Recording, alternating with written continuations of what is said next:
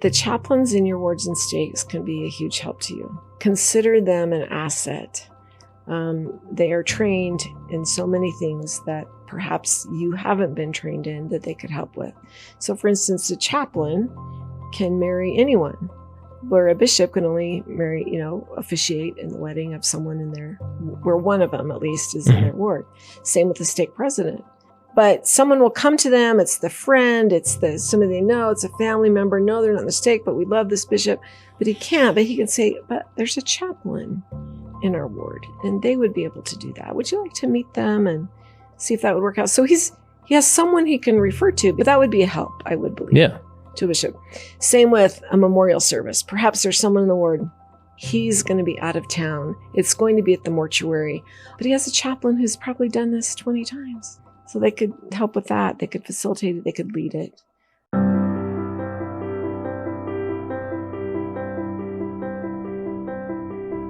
I'm excited to welcome in Tammy Harris, who works in military relations for the church. She works downtown Salt Lake in the church headquarters, church office building, and works in military relations focused on the 400 chaplains that we have across the world. And that includes female chaplains.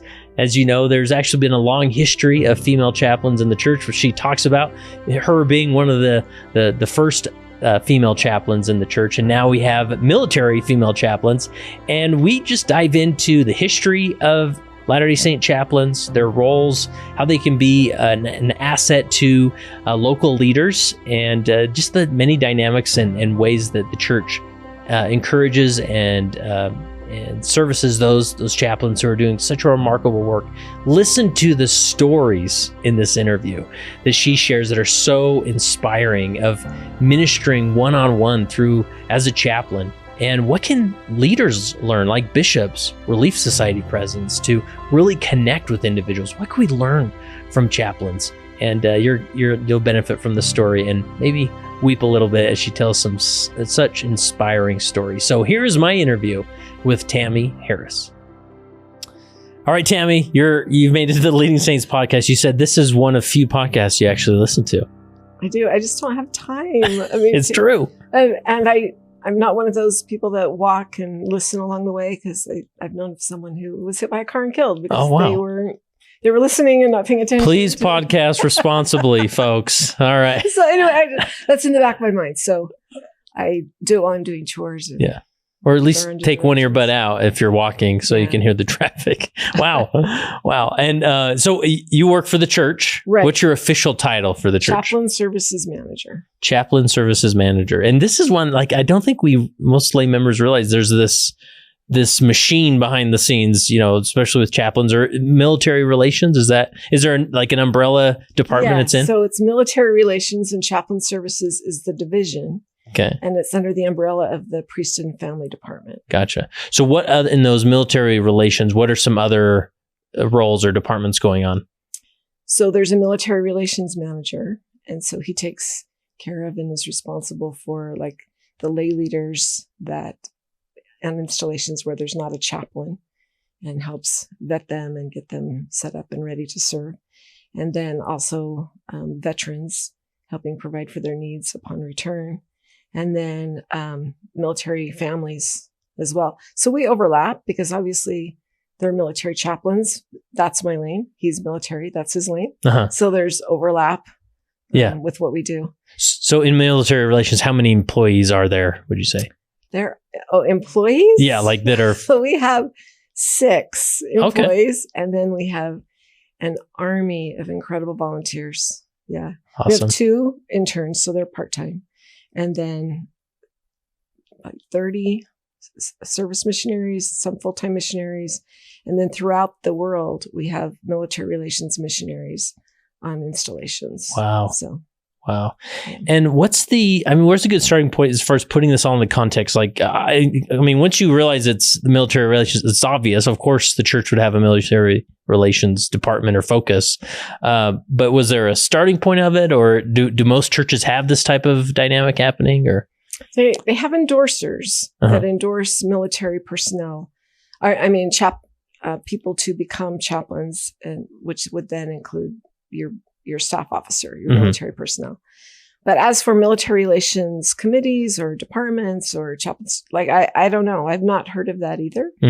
But it was started with the church about 75 years ago. The first presidency wanted a military advisory committee or military servicemen committee to be able to advise them on the needs of military personnel and chaplains wherever they may be. And so that's kind of where it started. The very first chaplain was Elias Kimball. So he's not very well known. His brother, Jay Golden. Oh, very okay. well known. Yeah, right? Sure. But Elias was not very well known, but was asked to be a chaplain for the Spanish-American War. And so I think he, if I'm remembering correctly, left being a mission leader to go do that. And he did, and it was a very short war, but he's our very first Latter-day Saint chaplain. And I did not know that till a few years ago because he's my great-great uncle. And really? I had no idea that's part of what he did.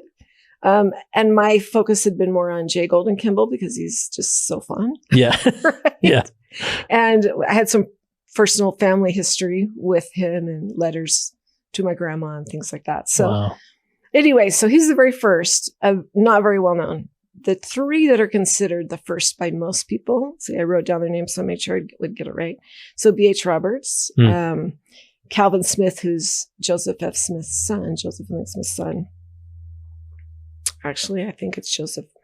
Well, I'm going to have to look that up, or you're going to have to look that up. It's either Joseph Fielding Smith or Joseph F. Smith. That's an invitation to the audience. Maybe they can look it up. Right? And then Herbert Moss. So during World War I, they were our Latter-day Saint chaplains, and then they would advise the first presidency as well during that time, even though I don't think there was an official servicemen's committee or anything like that. So today, it's called the Military Advisory Committee, and it's made up of senior military leaders and chaplains, or just senior military leaders, and a few others who have great interest and careers that have worked closely with military personnel. So this is a council within the church. These are all LDS, Latter-day Saints. They're called by the first presidency to fulfill these roles. They meet twice a year. Along the way, of course, they're back and forth engaging email. There may be meetings online, things like that. There's also a chaplain advisory committee, and this is fairly new. This was just started in 2021, 22, and we're called through the 70 and set apart. Like for me, it was Elder Yagi of the 70. So we take care of chaplaincy matters, advise, for instance, the chaplain guidebook that I mentioned that needed to be rewritten. It was very out of date. So then we put it forth, and it goes through the clearing process and vetting and correlation and all of those things. The exciting thing about it this time is it has a first presidency message. So I think so many people didn't realize the first presidency knew about them, or that they weren't seen, because it is so unusual, to be a chaplain. In the 1960s, when my father was, there were only 15. And now there are almost 400. Wow. So it's grown a lot. So at that time, the church, it was President Hugh B. Brown who actually talked to my dad about becoming a chaplain. He'd been a prison chaplain at the time at the Utah State Prison, and asked him to consider military chaplaincy. There was a need. We were headed into Vietnam. And so they were very well aware of where the chaplains were and who they were when they're 15. Yeah. That's easy to follow. So were there a bunch more, like I'm thinking during World War II when we had so many deployed, or? We had 45 in World War II, and then that went way down after World War II, and then started to build back up again. So. Wow. And now there's about 400. Yeah. Wow. But those who are civilians can now be, or federal chaplains can now be endorsed by the church as well. And that endorsement didn't take place until 2014. The policy changed. Before then, it was only military chaplains would be endorsed, centrally endorsed by the church. And now all chaplains can. Healthcare, and prison, federal, educational, corporate. Interesting. So that makes the numbers grow. Yeah, so take me that, because I'm not a military guy. I don't know much about it as far as the inner workings. So just talk to me, explain, what is a chaplain generally in the military? And I assume they've existed since the beginning of the military. But George Washington had chaplains. Oh, cool. Actually, yeah, he had chaplains. It's a great story about that if we have time later on. But so they really meet the needs of the military personnel and their families, their spiritual needs. So, for instance, the Latter-day Saint chaplains endorsed by the Church of Jesus Christ of Latter-day Saints. They hold true to their faith. They should be well-grounded in their own doctrine. That's what the military wants as well. In fact, one of the chaplains who visited recently, the chief of chaplains for the Army, Chaplain Green, said, "We don't want a Latter-day Saint chaplain that's trying to be an evangelical chaplain. We want them to be a Latter-day Saint chaplain. If we wanted a Protestant chaplain, we would have accessioned another Protestant chaplain." So I thought that was great to hear from him. Like, be who you are. Yeah. But you minister to everyone. You minister to everyone. So like a unit would have one chaplain per unit, or? No, okay. It just depends. Just depending on the need. Right. Okay. So there are pockets of areas of the world where we have several Latter-day Saint chaplains. And then we don't at all in other areas. And it just depends on where the military sees the need to move them. Gotcha. Yeah. So there may be a Latter-day Saint who's part of some unit somewhere, and they may be the only Latter-day Saint. And so there may not be a chaplain that he can interface with. However, there is some form of a chaplain, maybe a Catholic chaplain, right, that if he's going through a tough time or just needs to connect or have a spiritual discussion, he can turn to that individual. Right. And they work that out. And hopefully there would maybe be a district leader or a district or a mission or something like that. Like the local church. Right. Yeah. But not necessarily. I mean, depending on where they are. So so that Catholic chaplain would be able to serve our Latter-day Saint chaplain as well. Wouldn't necessarily understand doctrine, but you're having a rough time. They would be trained in, psychological first aid, crisis ministry. So they would be able to help. And so these chaplains, and did you mention there's like different kinds of chaplains in the military? Is that right? Military chaplains are military. I mean, there are. Okay. I mean, there, of course, right. Like different There's responsibilities. Navy and Air Force and Reserves and National Guard and Army. But on the civilian side, there's hospice and hospital and educational and corporate and prison and things like that. So there can be just a civilian who is a chaplain. They have no military rank or experience. Yeah. Oh, okay. Yeah. Since 1989 until 2021, when I came to help at the church office building, I was a chaplain in the subacute psychiatric setting for youth, and so that was my whole time as a chaplain. Was in 2 different facilities, working with adolescents who were struggling, and it was a joy. Yeah, absolute joy to do that. Interesting. Yeah. So chaplain, I would imagine there's certain standard as far as education and things that need to be acquired to be approved as a chaplain. Right. Yeah. But it depends on what the hiring facility or agency needs or wants, it requires. Okay. So for instance, the gold standard is typically a graduate degree in chaplaincy, theology, or divinity, or perhaps crisis ministry. Then there's 4 units of clinical pastoral education and board certification. That's the gold standard.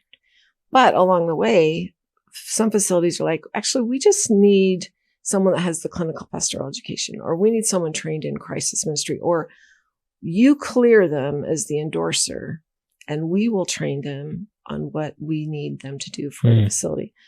But that's the gold standard. And to work in a hospital, it's typically at least an undergraduate degree and 2 units of clinical pastoral education with the promise and contract that you'll finish like in 2 years or whatever it may be with the additional 2 units. Yeah. So. And then, so of those 400 chaplains, is that their full-time job? For some it's their full-time job. Okay. And for others, they're volunteering. So we may have someone who's retired as a military chaplain, and they've been asked, and this has actually happened recently, they've been asked by a city to be the chaplain for their police and fire department.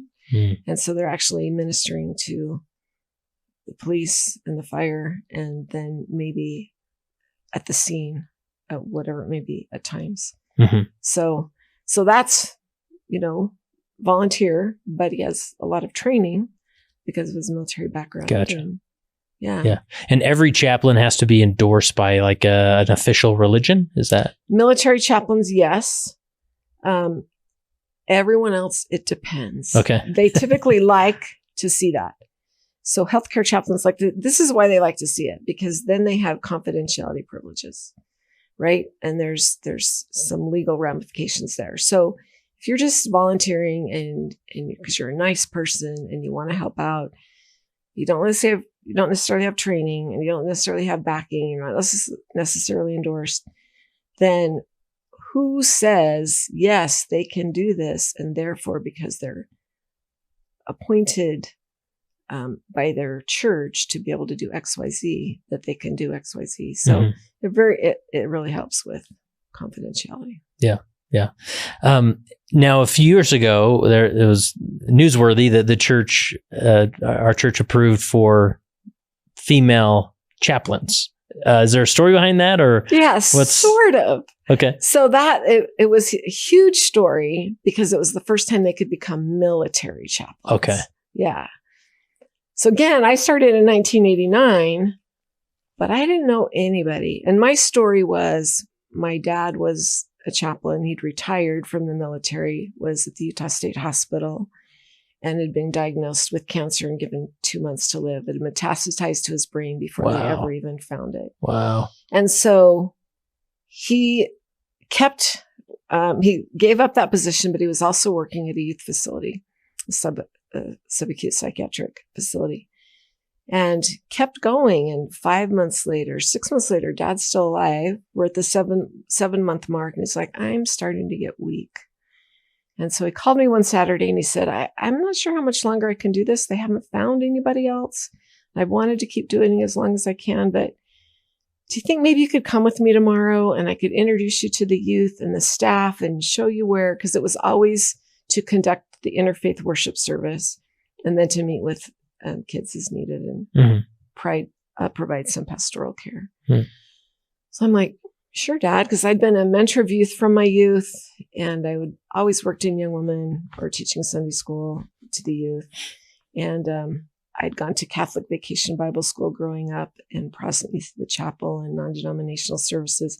So I knew the drill. Like I knew what that service would look like, and I knew the music, and I could pull it off. And I wanted to help my dad. So I go with him that Sunday, and he does that. He introduces me to everyone, and then he dies on Tuesday. Oh my goodness. I know. Wow. Yeah. It was remarkable. It was just unbelievable. You just picked up where he left off. Yeah. Wow. And so the facility said, please keep coming. We're trying to find someone else. This was in the late 80s, and there weren't as many chaplains as there are now. And trying to find someone that could meet the needs that had experience perhaps, or anyway, they just were having a rough time. Yeah. So I'm like, sure, I'm happy to help out. So I did that for 3 months, and then they found somebody. And then that person said, I need her to keep coming. I don't want to be here every single Sunday. So I'll do 2 weeks of the month, and then she can be like the relief chaplain and do the other 2 weeks, and we'll just do that. Gotcha. And so I continued to do that and just would teach and preach how I would if I was a seminary teacher or if I was teaching a relief study lesson. And I'd find myself thinking, should I be doing this? We've all been there as leaders. Is this okay? Because I didn't know of any woman who was a Latter-day Saint chaplain. I mean, I'd wanted to be a seminary teacher, but back then, that wasn't. And this wasn't a military dynamic, right? Not a military. Your father had been a military chaplain, but this was a civilian. Oh, gotcha. Yeah, a civilian opportunity. So, but I thought, who do I ask? And so I'm running through my mind. I'm kind of praying about this and pondering about it, because I never wanted to do anything outside propriety or policy or lanes. And so I thought, well, I probably should just call the church and see if it's okay that I do this. This was actually a couple of years later, because for a while I just thought, I'm just subbing. Just helping out. No big deal. But after 5 years, that person quit. And so then they said, we'll offer you the position and we'll waive a Master of Divinity. You have 5 years experience with us. So will you do it? And I said, yeah, because I thought, well, it's just going to 2 weeks to 4 weeks. But then it was like, should I be doing this? Like, I don't know. So I thought I'll just call and ask someone at the church. And then really clearly into my mind came, don't ask, just do it right. Wow. Cool. And I pondered on that and I thought, I'll just do it right. And so which I felt like I was already. I'd let my bishop and stake president know what I was doing all the way along, the path there and the time there. By now, my husband had been released from being a bishop and he was in a stake presidency 2 back-to-back for the next 18 years. Oh my goodness. And that gave me FaceTime with general authorities and things where we'd have the dinners. And was this in Salt Lake or? Provo. Oh, okay. In Provo. So they would inquire, what do you do? What do you do? And so I would mention that I was a chaplain and there would be this keen interest, and I just would tell them what I did and I would just be me. And, there was never I don't know if she should be, there was not ever a vibe like that, right? It was just very interest. It's a kind, keen interest. So you were a chaplain according to that facility, but it's not like you needed to go out and seek an endorsement. You had a membership in the church, right, so that was good enough. But they actually required a letter from my stake president. Oh, okay. Or my clergy leader. Saying that I was a member in good standing. Yeah, okay. Right, that's what they wanted. So that was what was being required. So ecclesiastical endorsement, right. Right, but stake presidents and bishops aren't to do that now because we have centralized endorsement. Gotcha. And if anyone out there, if you're hearing this. if you're doing that, you do need to call the church office. 38.9 of the handbook. Love it. So I was using that and it was just asked for initially. And then, once I had it, it didn't matter to them, but I just kept letting my leaders know what I was doing. Change of bishops. We get a new stake president. Randy's called into that stake presidency, but I just wanted to make sure that he knew what I was doing. And I was just trying to do everything as a faithful Latter-day Saint woman and Latter-day Saint member. And so someone wanted to do a meeting with me and they said, we hear that you're the first Latter-day Saint woman chaplain. I said, I believe so. I've been doing this, 15, 16 years now. I've never met anyone or heard of anyone else that's doing this. And so I said, but let me check. I'll call the church and see if I am. And so I did. And I talked to the director, Frank Clausen. He retired a few years ago. But I said, is this accurate that I'm the first Latter-day Saint woman chaplain for the church? And he said, yeah, it's you. Oh, wow. Yeah. Well, but it's not. We found out in 2022 that Emmeline B. Wells, who was the General Relief Society president, was a chaplain with Utah Pioneers, Utah Pioneers, in 1889. So 100 years later, I come along. Yeah. So you're the second chaplain, or were there others? There were others as well. Nice, I love it. And we had a woman chaplain in the Utah Senate, and whose name escapes me right now, but she was the very first woman chaplain in any state senate, anywhere in the United States. Oh, wow. Yeah, and she's a Latter-day Saint. So, wow. Yeah. That's some fascinating history. Right? And didn't know anything about that until Dawn Dimmick, who's our very first Army chaplain, was finishing up her capstone project, and it was on the history of Latter-day Saint women chaplaincy, and uncovered this. And it was so fun to be able to share this with the chaplains in 2023 at last year's conference, because they had thought so as well. Like that had been the story, is that it's Tammy Harris, but it wasn't. And to know that there's this lineage of others who came before me was just very gratifying and beautiful. Yeah. So anyway. So there had been civilian female chaplains for years and years. And this sort of newsflash was more that there had been approval for military female chaplains. Right. Except we lost them. We didn't know who these women were. And so we kind of lose track of them in the late 40s until I come along in 89. Oh, okay. It's like their histories, their stories, their journals may surface, but we don't know about them yet.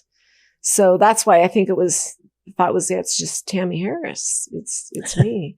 And so anyway, so then the policy changed for all chaplains, all Latter-day Saint chaplains, to be able to be endorsed in 2014, but it's 2015 before it actually started happening. Policy change has been this like, how are we going to do this? And we're going to make it work, and let's get the paperwork going. And what does that look like? And all of those things.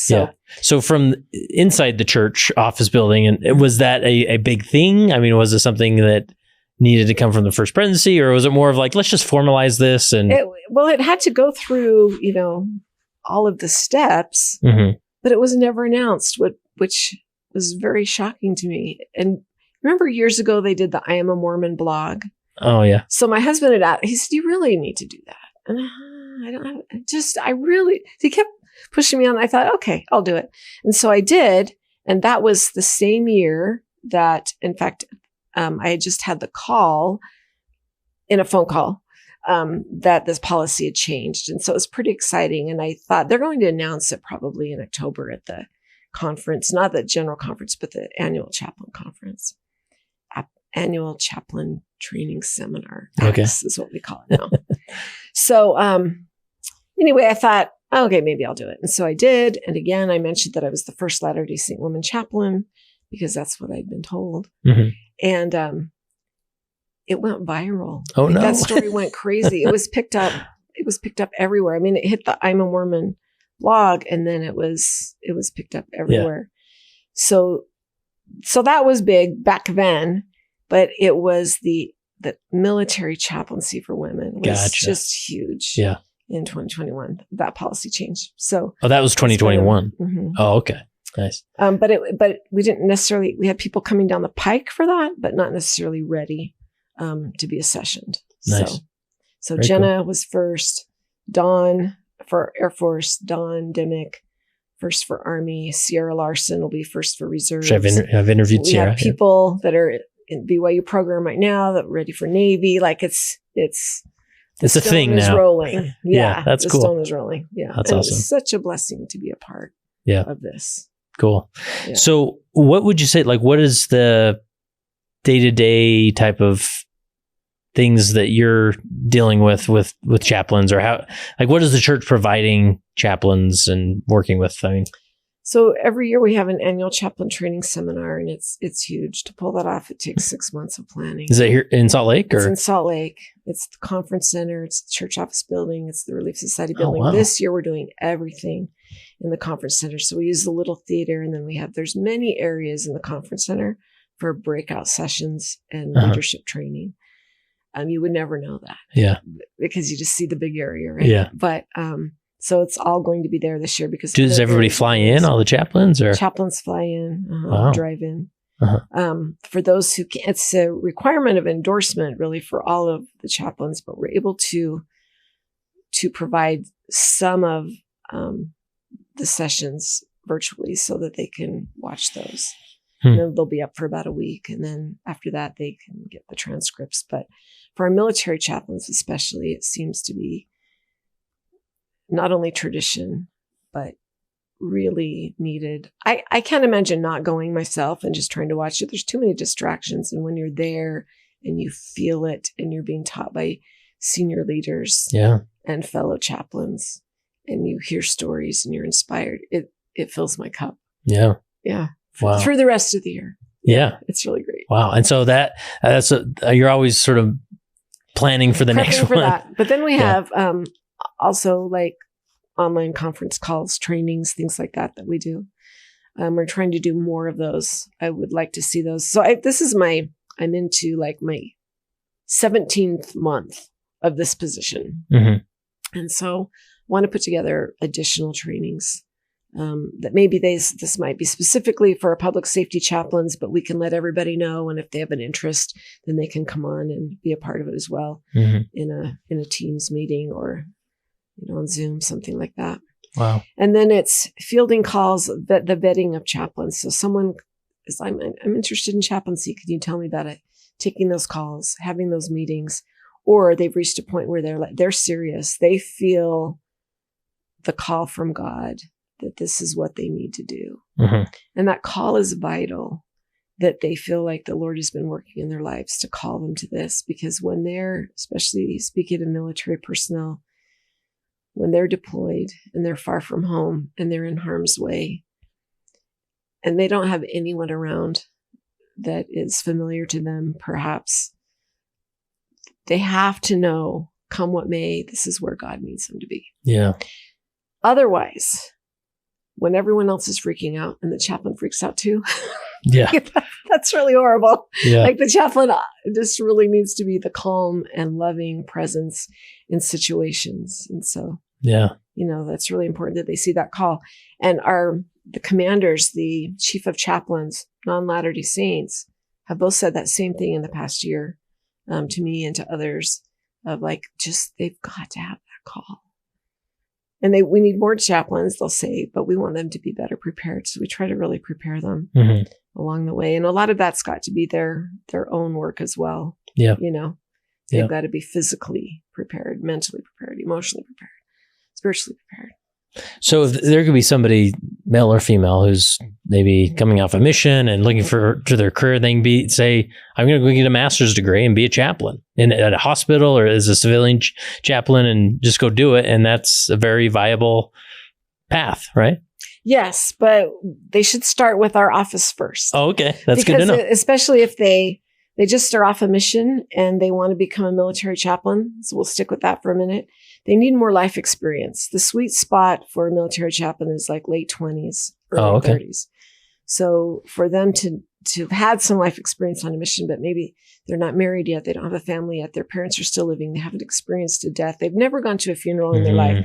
All of those things that they may be doing and providing, they've not even seen before. They need life experience. Gotcha. So there may be somebody who, let's say they decide, I'm going to become a therapist, do the therapy, they raise a family, they maybe in their 40s, 50s, they think, all right, now I'm going to transition to being a chaplain. And it's sort of a maybe more rewarding change in their career path that, yeah, I still get to do the mental health thing or be there for people, but I'm going to do this in a different way at a hospital or in the military if that's your path. So military, they may be too old. There are age waivers. Okay. They still have to be able to keep up physically with the youngsters and the push-ups and all of that. But definitely I still have seen that. They may be in their late 30s and they're like, I don't want to be a pilot anymore. I want to be able to help people and serve them in a different way. And we see that in healthcare as well. Like, I feel like this is the path that I was brought to this point, and now it's time for me to serve in a different way. There's a big difference though between, like, let's say our ministry, like we have, a bishop and stake president, or even a pastor, a leader of another congregation. They're meeting with someone and it's often very directive. Okay, this is your problem. You've mentioned it. So this is what I need you to do, right? And they lay out the things that they need them to do. But a chaplain, it's very reflective. And so they listen. Yeah. And along the way, with little nuggets that come up, they may say, tell me more.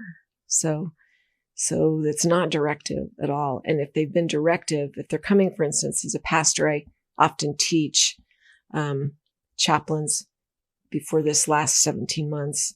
Those who want to be chaplains, I have taught clinical pastoral education. So I've been an educator.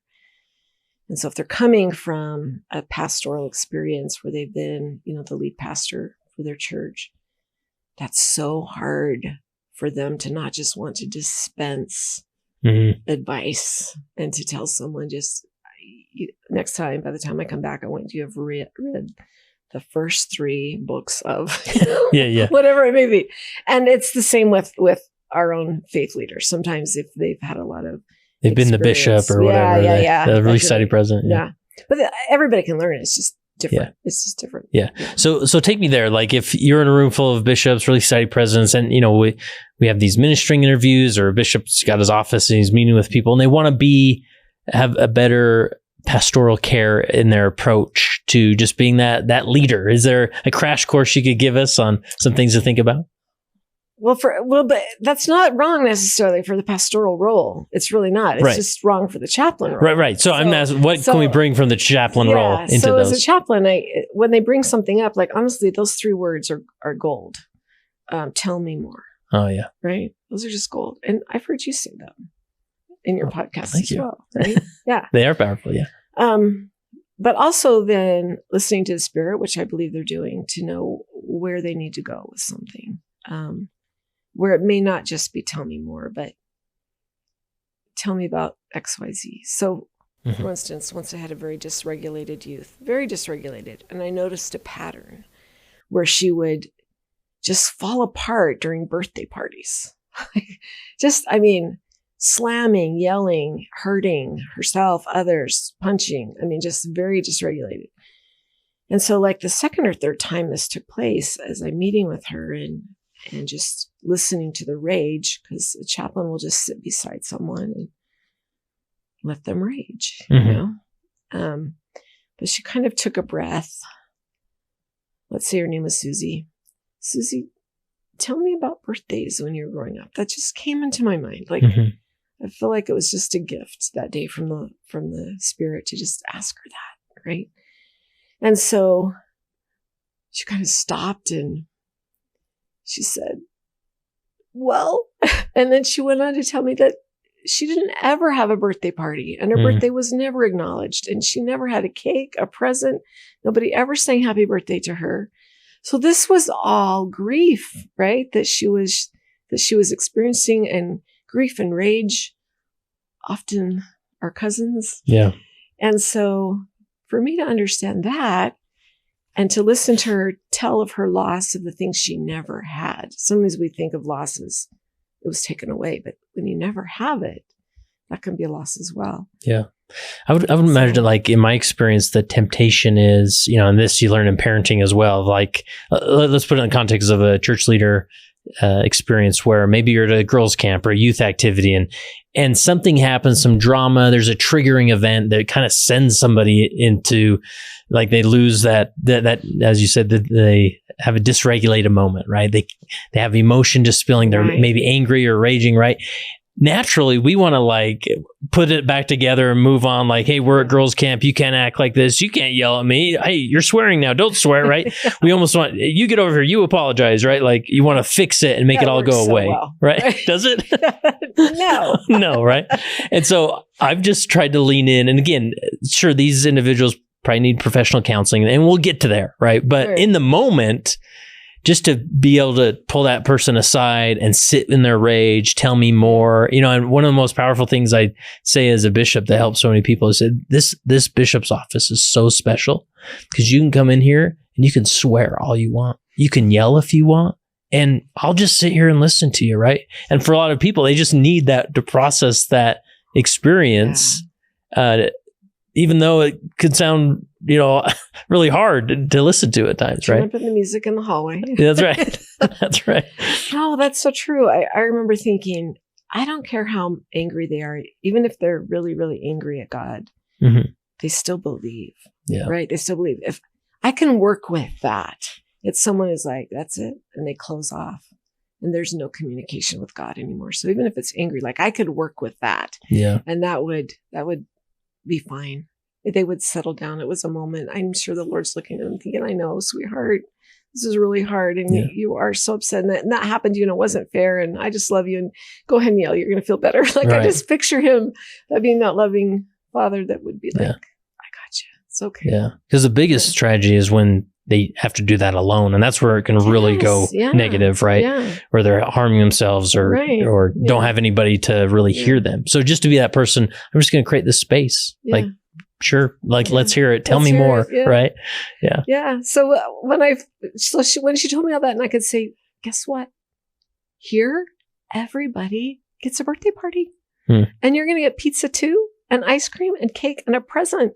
Well, my parents won't send it. No, we do. It's the coolest thing. You get to put what you want. It was like huge, right? Mind blowing to her that would be provided for her. I guess she wasn't noticing who was bringing in the ice cream or whatever. Yeah. Yeah. Her life changed. Wow. Yeah. For that simple little thing. Mhm. There were other things that she was dysregulated over, of course, but this was like the start of my life doesn't always have to be the way it was. Yeah.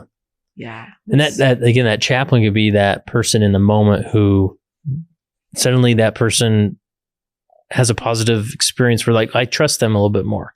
I can bring things to them and they don't shame me right. And they're not afraid. Yeah. They're not afraid of my problems or me. Afraid of what they shouldn't be. They shouldn't be afraid of what they hear or who they're with. Yeah. You know, I would go into situations that were potentially violent and dangerous. I just felt a shield of protection. This was me. I'm not saying this is it for everyone, but I just I knew it would be okay. And it was, Mm-hmm. you know, 33 years in this environment and never, ever heard or made afraid or thought I need to leave or anything. Yeah. Any other advice from a chaplain to bishops, early study presidents, as far as how to be better ministers or whatever it is that to be a better spiritual chaplain? Have a game face, have a poker face. Yeah. Because if they know that you've been shocked or alarmed or that you're disgusted, right, grossed out by something they've said, I especially think this of youth with their leaders, they're so keen on the vibe that they're getting.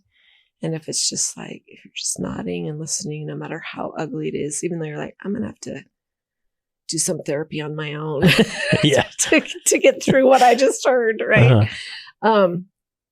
It's so changing for them because they have been shamed and they have had horrible things happen to them.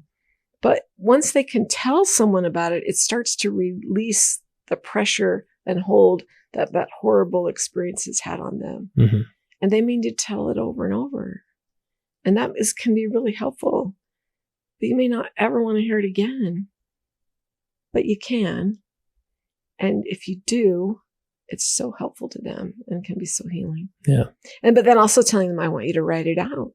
Mm-hmm. And then we're gonna have this little thing that we do together, and we're gonna burn it when you're ready. And we're gonna let go, and we're gonna watch those flames ascend along with the smoke ascending, and we're just turning it over to the Lord. That's that visual of you're just letting it go and letting it go to God. Yeah. You know, I worked with non-Latter-day Saint youth for most of those years. I had very few, even though this was in Utah, but very few youth that were Latter-day Saints. So I had to do things from their perspective and from their tradition that would make sense to them. Yeah. And this is one of those things. Right. And so the chaplain it's not like you wear the symbol of the Church of Jesus Christ of Latter-day Saints. You're a chaplain with a Latter-day Saint background type of thing, but you can show up for anybody. You're a Latter-day Saint chaplain, and you are, for the longest time I thought, no, I'm an interfaith chaplain who happens to be Latter-day Saint. But that's actually not correct. Oh, okay. First of all, I'm a child of God, right? Is it right? Child of covenant. But exactly all those things. But I'm endorsed by the Church of Jesus Christ of Latter-day Saints. So therefore I hold to those tenets. But as a part of that, I help anyone in need. Mm-hmm. Now let's say they need the Eucharist. They're Catholic and they're requesting the Holy Eucharist or confession with a priest or something. What? I can't be listen, here, I can take care of that. I got these last week. They were left behind. We'll do this. I can pull up the prayer online. No, totally inappropriate to do that. In fact, I could lose my endorsement over something like that. Mm-hmm. But as chaplains, you're to make friends with the interfaith community, and a military installation, you're going to know others. And then if they don't have them there, we'll often bring them in. They'll contract for individuals to come on to the installations to be able to provide specific things.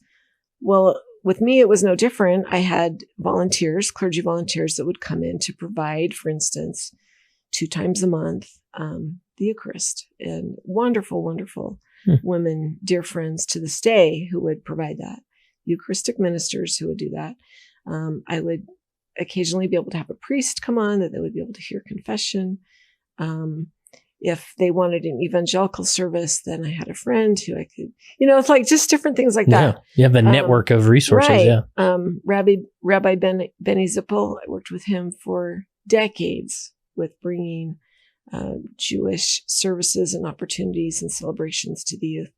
And he would often say, okay, you are now the junior rabbi, and this is how I'm going to tell you to help with the service, to facilitate it. Because I could facilitate most anything with, okay, here are the foods, they're kosher, you're going to give the prayer, and you're going to, right? But I wouldn't do it myself. Yeah, you're under the direction of that leader. I would bring it together under the direction of the rabbi to facilitate what these youth needed.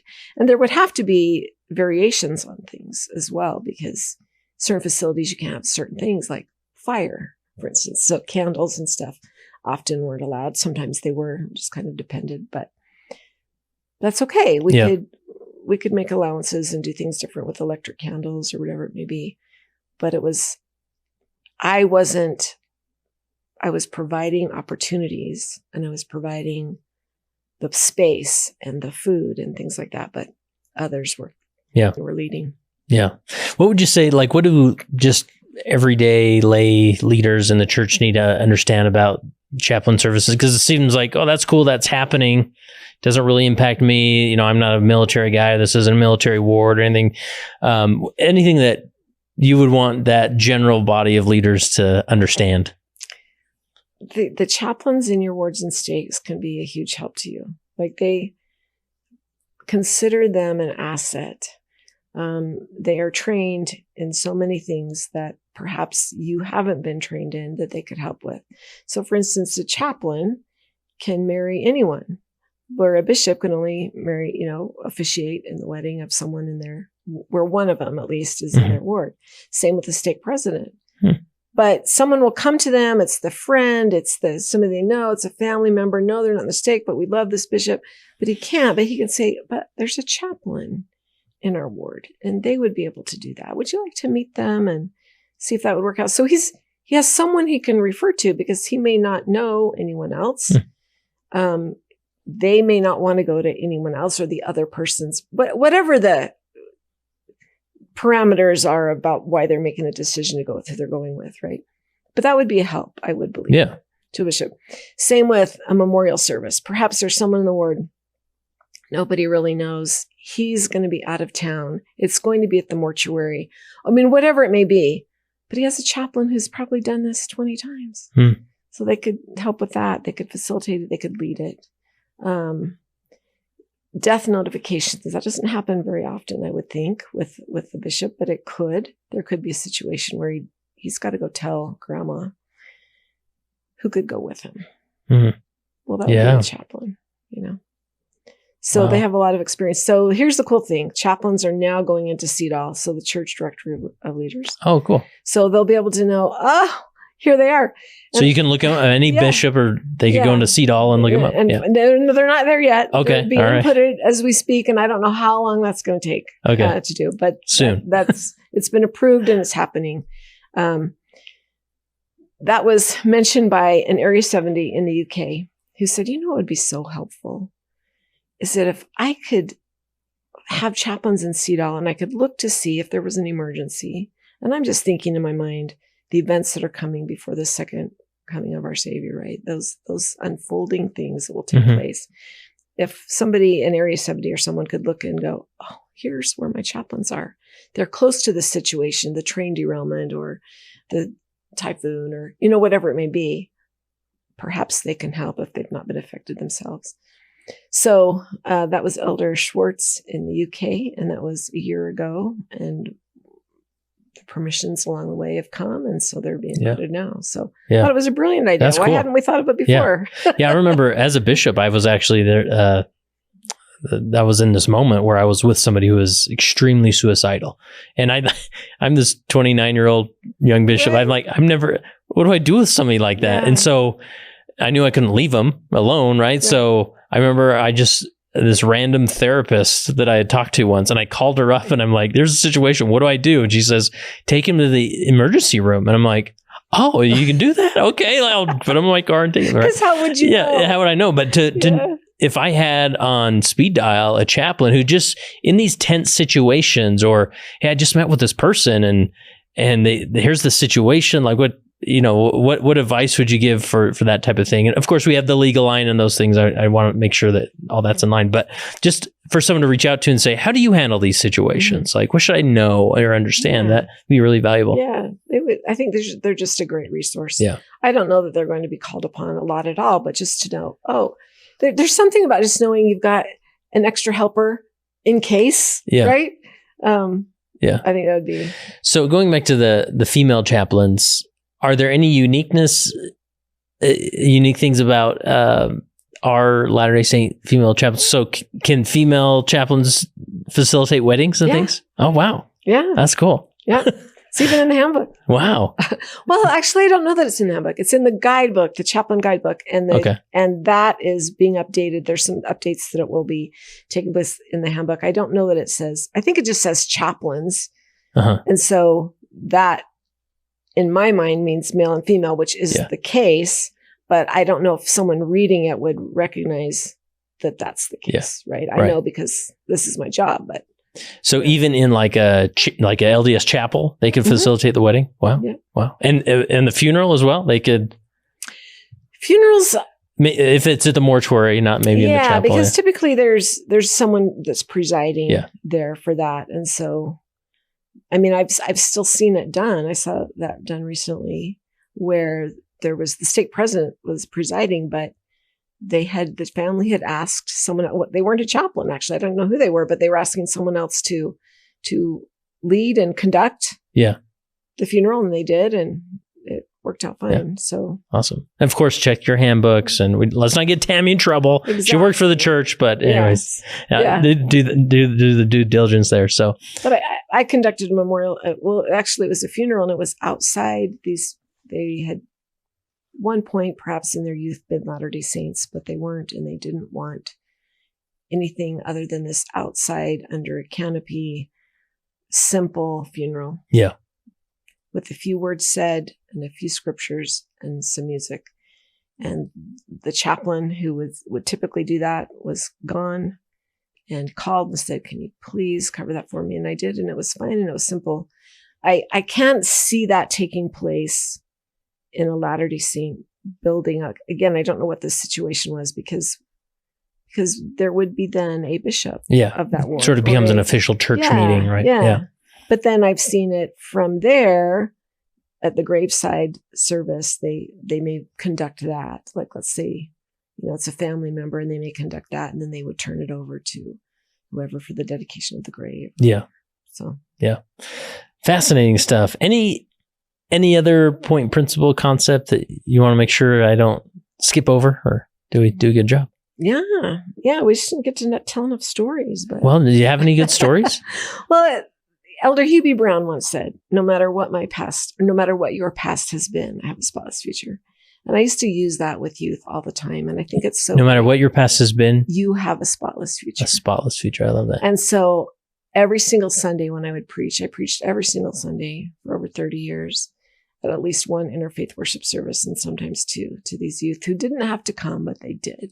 It's just marvelous to see them. And at the end of every service, I would say it to them, but I would have them repeat it in first person. So I would have them repeat at the end of every service, no matter what my past has been, I have a spotless future. Powerful.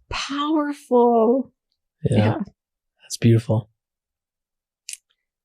And I think if we can all remember that, wherever we are on the covenant path, tiptoeing off of it, tiptoeing back on, wherever it may be, then we will be guided back, because the future is spotless. And not everybody can be a chaplain, but everybody can be a disciple of our Savior Jesus Christ. Powerful. Any other stories? I have lots of them. Well, I mean, if do you want to hear a prison one? It's a really good one. Yeah, let's do it. I love a good prison story. So, when my dad died, his brother was serving in the temple, Jordan River Temple, and my dad's brother, my uncle, looked just like my dad. And this man comes up to him and says, "Are you Crozier?" My dad's name is Crozier. And he goes, "No, I'm his brother." And he goes, "Oh yeah, you look just like him. Where did you know Crozier?" And it's on my uncle's mind, right? That I just buried my brother. He's only 57 and he's gone. Wow. And, and he said, oh, I knew him out at the prison. And he said, oh, did you work with him? And he said, no, I was an inmate. No, they're both veil workers in the temple, right? So my uncle tells me this. He got his information. He goes, I know you're writing a story about your dad. Like, you've got to talk to this guy. So I call him and I go and meet with him. And he goes, if you would have been younger, you would have known me. I was pretty famous, kind of like, Had a track record. He goes, I was a renegade, and I was known as the silk stocking bandit. Holy cow. And I'd put a silk stocking over my head, and I would go in and I'd do robberies at gas stations and different places. And I was caught and I was thrown in prison, and I thought, oh, I'm going to escape. And so he goes, I had 2 escape attempts. And he goes, they didn't work. And I was so upset. And I thought, okay, I just need to pray. I haven't prayed about escaping. That's what I need to do. I need the Lord's guidance on how to. And he goes, so I prayed and it worked. And I'm like, what? I didn't say that because I've got the poker face, right? I'm a chaplain. So I'm like, oh, tell me more. And he says, yeah, but it wasn't at all how I expected. Like, I wanted to be free. And I was chased for 3 days by the prison dogs. I was always just barely ahead of them. I was drinking water out of ditches. I didn't have any food. I didn't sleep. It was hell. And I was quite upset because, yeah, I got out, but this was not how I pictured it, right? He goes, so I'm thrown back in prison. And then I'm in, I think he said cell A or block A, which back then was solitary confinement, which I don't think they can do that now. And he said, and I get 1 meal a day. And I'm there for a while. And then after a certain amount of time, I was block B and I got 2 meals a day and I could have 1 visit. And that was from the chaplain. And he goes, so your dad comes to see me. And we talk and he comes to see me frequently. And he invites me to come to church when I'm out. And I'm like, I have no interest in church because he's still really mad at God. Because this escape did not go as planned. But he said, I was so lonely and so bored that when I got out, I thought, yeah, I'm going to go to church. He goes, so I did. And he goes, I liked it. And I felt at home. And he said, your dad asked me to be the Sunday school secretary, but I couldn't read and I couldn't write because that was part of my getting into trouble all along the way as I was illiterate and I didn't do well in school. I quit. I got out. Right. He goes, but I realized to keep the role, I knew that was where Bob sat and I just would pass it around and I'd have Bob write his name. And then I would practice the sound like Bob or Andy or, whatever it would be. Oh, wow. And he taught himself to read by doing that. And then he said, I joined in everything. My dad taught how to win friends and influence people in prison. And there was a softball team and there were the dedication of the chapel by the wayside by President Brown was during that time that he was there. And he just got involved in every good thing. And it was time for him to be released. And he's released. But before then, he was still smoking, which you could do back then.